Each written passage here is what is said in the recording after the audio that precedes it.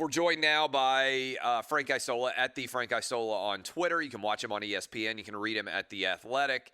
Frank, what's up, my man? How are you?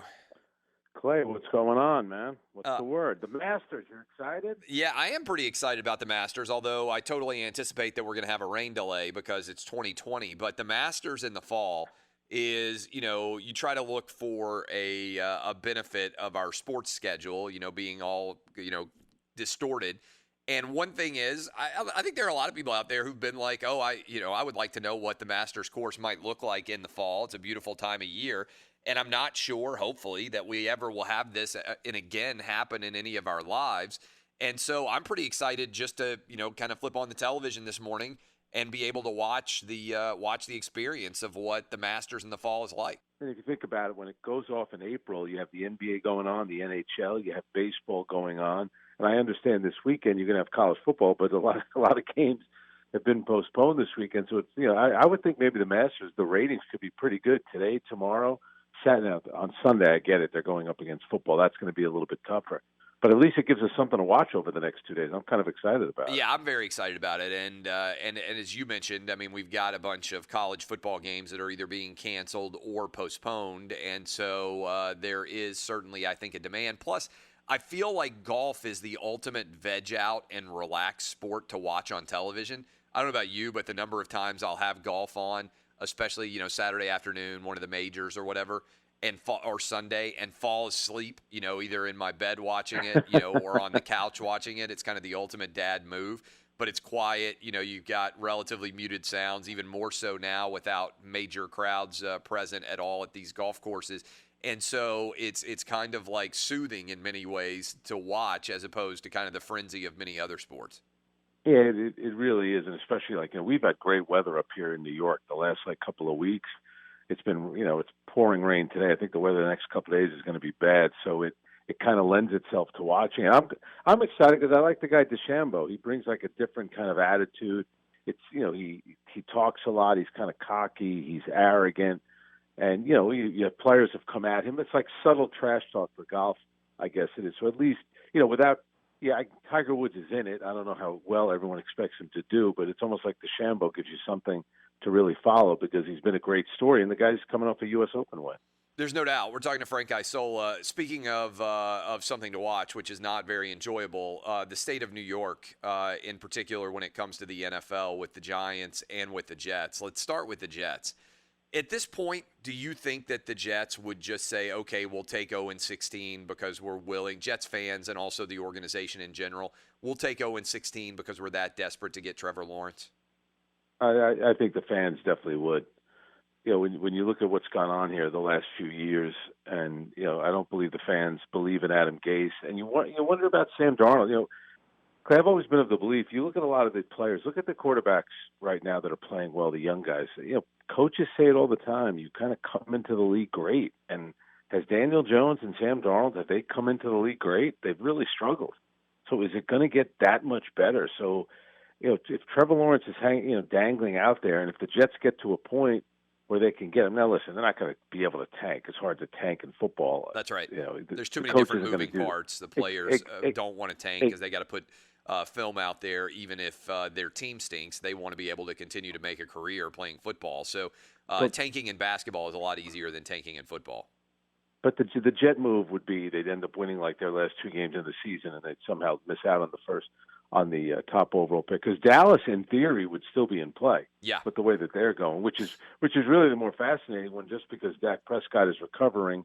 And let's face it, when a guy suffers a compound fracture like that, you'd like to believe he can come back and play, but it's still a huge question mark. And I keep saying I like Dak Prescott. I think in the NFL he's good enough to probably win a Super Bowl. He's not Mahomes by any stretch of the imagination. Can he manage a game and win? Certainly can. But he is 1-2 in the playoffs. And if you go to that game last year against Philadelphia, which was essentially a play-in game for the playoffs, he did not play well. So he's had some big moments where he hasn't come through. So if you're the Cowboys, you kind of have to be thinking the same thing. Could we get one of these quarterbacks at the top of the draft? You mentioned Mahomes. Are we underrating Patrick Mahomes because our standards for him are so insanely high? I went back and looked at his stats, and we were talking about this on Fox Bet Live, a television show the other day. He's got 25 touchdowns and 1 interception so far this year, Frank. I mean, It, I mean they're 8-1. The Chiefs are, but he's going to throw for over 40 touchdowns, a couple of interceptions. I mean, these are video game numbers that he's posting, and he's already the defending Super Bowl champion. And yet, I feel like if anything, he's underrated. Earlier this season they played the Chargers, and that game was on in New York. And I'm watching the game, and they were trailing late, so he had to drive them down the field. They ended up getting a game-tying field goal, and then they won the game in overtime. Now, listen, I understand it was the Chargers, but when you give him when he's in a situation where they're not going to punt, where they're going to go for it on four downs, I think it's one of the toughest things now in sports to do is to stop them on four downs when they're trying to drive down the field, because he has the ability.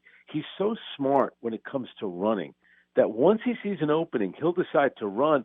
But even when he's on the run, before he crosses the line of scrimmage, he's still looking downfield to pass the ball.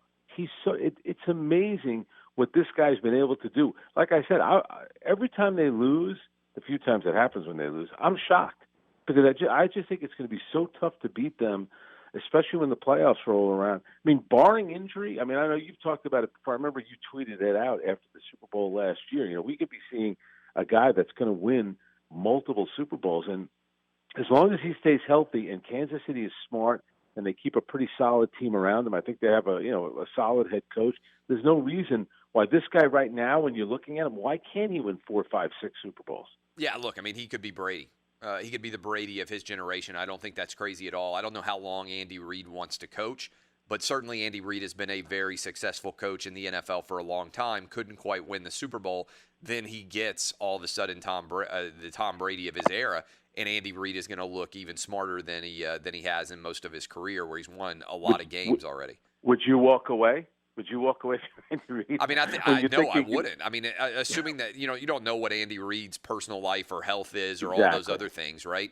But presuming that he is healthy and that his family is happy with what he's doing, I don't know why you would ever walk away. I mean, I think the one thing about Patrick Mahomes is, and we don't know this 100%, Brady is maniacally driven to continue to win, even with tremendous success.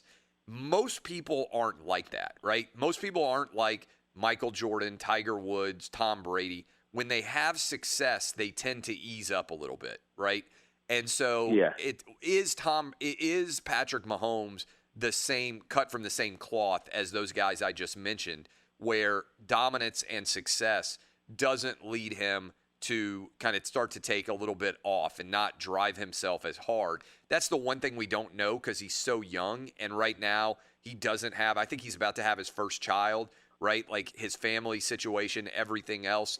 A lot of times in order to be dominant and be maniacally focused on that dominance, you give up being a well-rounded person. And I think we've seen that in a lot of different athlete lives where they're so competitive and they're so driven to excellence that they don't have normal lives. We don't really know about Patrick Mahomes. I mean, that's the one thing. I mean, I think he's going to win multiple Super Bowls regardless. But is he going to go to 9? Is he going to have that maniacal focus of Tom Brady? I think that's one of the questions that's out there about him. Yeah, and you just said it. That's what really separates, the great players from the legendary players. And Michael Jordan had it. Tom Brady has it. My thing would be about a guy like Patrick Mahomes. His dad played professional baseball, so he was around his father a lot, major league clubhouses. So when you're kind of around that environment, you definitely pick up things. I mean, look at Steph Curry and Klay Thompson, very similar to Patrick Mahomes. They grow up, kids of privilege. They grow up as rich kids, and they have advantages that a lot of young kids don't have. So, they easily, even at a young age, could have kind of said, well, yeah, that's right. That's a good point. It's fun, but I have all this other stuff that I could do. But they were so driven at a young age. And you look at Steph Curry, Klay Thompson, they're still incredibly driven. I think Mahomes has that same quality. Yeah, we're talking to Frank Isola. Last question for you. The NFL now is potentially considering going to 8 in the AFC, 8 in the NFC in terms of playoffs if they have to cancel any games. Do you think an NFL game will get canceled this season if you were setting the odds? Will we end up with 16 playoff teams? You know what? I still think the way things are going right now, the fact that your roster is so big in the NFL, I don't think that they will cancel any games. My only thing about going to the 16 teams, there was an advantage of finishing with the best records. Now you're not going to get a bye, right? Yep. And it used to be if you finish with the best record in your conference, all you have to do is win one home playoff game, and then you're hosting the conference championship. That's game. right. So there was always such huge incentive to finish. So that's why teams were always playing it out right to the bitter end, and the regular season is so meaningful in the NFL. But from a fan standpoint, I got no problem with 16 teams being in there. I think it'll be a lot of fun. Amen. That's Frank Isola. Watch him on ESPN. Read him at The Athletic. Listen to him at SiriusXM.